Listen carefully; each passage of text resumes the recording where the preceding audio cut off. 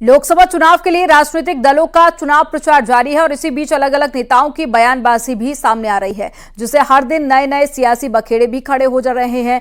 महाराष्ट्र विधानसभा में विपक्ष के नेता विजय के एक विवादास्पद बयान के बाद में हंगामा मच गया। अब सभी राजनीतिक पार्टियों की तरफ से रिएक्शन भी सामने आने लगे हैं। एक रिपोर्ट आपको दिखाते हैं इसी से जुड़ी हुई।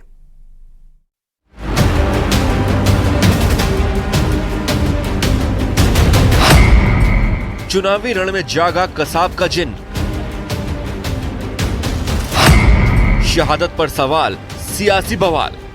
हेमंत करकरे साहेबांचा ती गोळी कसाबच्या बंदुकीतली नव्हती। कांग्रेस नेता के बयान पर हंगामा। चुनावी मौसम में कांग्रेस नेता विजय वडेट्टीवार की विवादास्पद बयान ने एक नया सियासी बखेड़ा खड़ा कर दिया है।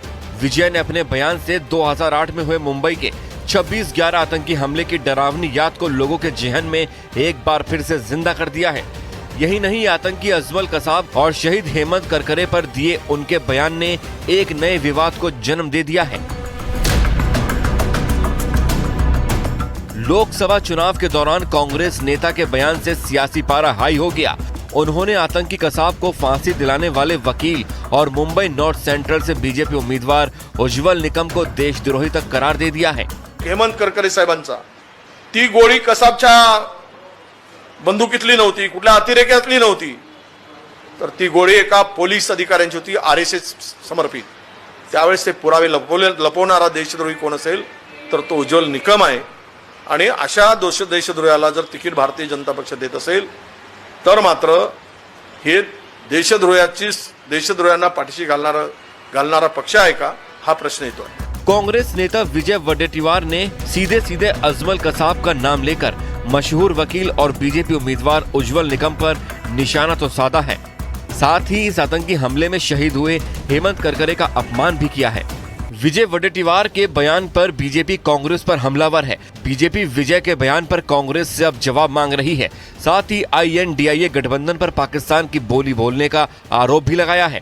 कांग्रेस का विपक्ष का नेता कहता है कि कसाब ने करकरे जी को नहीं मारा, ये शहीदों का अपमान है, ये पाकिस्तान की भाषा कांग्रेस बोल रही है।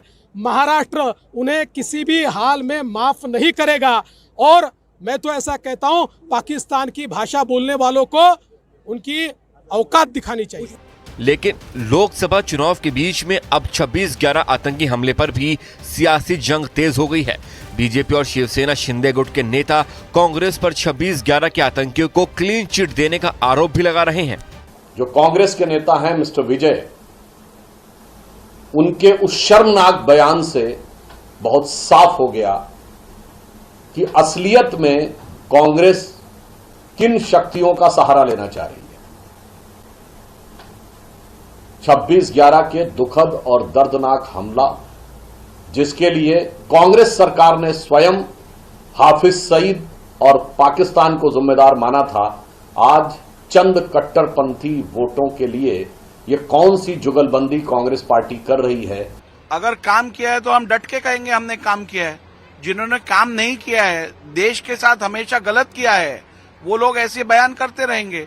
आप मुझे बताइए, कसाब जो था, जिसने हमारे संविधान के ऊपर, हमारे लोकशाही के ऊपर आक्रमण किया, उसे माफ करना चाहिए? उसके लिए, उसके खिलाफ हमें कार्रवाई नहीं करनी चाहिए? अरे जो लोग अफजल गुरु की कब्र पे फूल चढ़ाते हैं, उन लोगों से क्या हम अपेक्षा करेंगे? 26/11 के हमले में शहीद हुए हेमंत करकरे को मरणोपरांत भारत के सर्वोच्च वीरता पुरस्कार अशोक चक्र से सम्मानित किया गया था। उन्होंने आतंकियों से मुकाबला करते हुए सर्वोच्च बलिदान दिया था। जिस वक्त मुंबई पर पाकिस्तान से आए आतंकियों ने हमला किया था, तब 1982 बैच के IPS अधिकारी हेमंत करकरे मुंबई ATS के चीफ थे और दक्षिण मुंबई के कामा अस्पताल के बाहर आतंकियों ने उनकी गाड़ी पर हमला किया था, जिसमें वो शहीद हो गए। उनके साथ 2 और वरिष्ठ पुलिस अधिकारी भी शहीद हुए थे। मामले के तूल पकड़ने के बाद कांग्रेस नेता विजय वडेट्टीवार ने अपने बयान पर सफाई भी दी। आपके मुंबई के उज्ज्वल निकम का, वो तो मैंने नहीं कहा हूँ, वो तो SM मुशर्रफ जी ने जो लिखा है किताब में, उसी का हमने दाखला दिया है कि जब सब कुछ था हेमंत करकरे के बारे में जो गोली चली थी, वो गोली के बारे में जो अतिरेकी की गोली नहीं थी तो फिर किसकी गोली थी, उस बारे में जो लिखा था उसी का संदर्भ हमने दिया था। चुनावी माहौल में मछली, मुसलमान आरक्षण और अब शहीदों के अपमान पर सियासी संग्राम बढ़ता जा रहा है। इस तरह की बयानबाजी करना और फिर सफाई देना कांग्रेस और उनके नेताओं को भारी पड़ सकता है।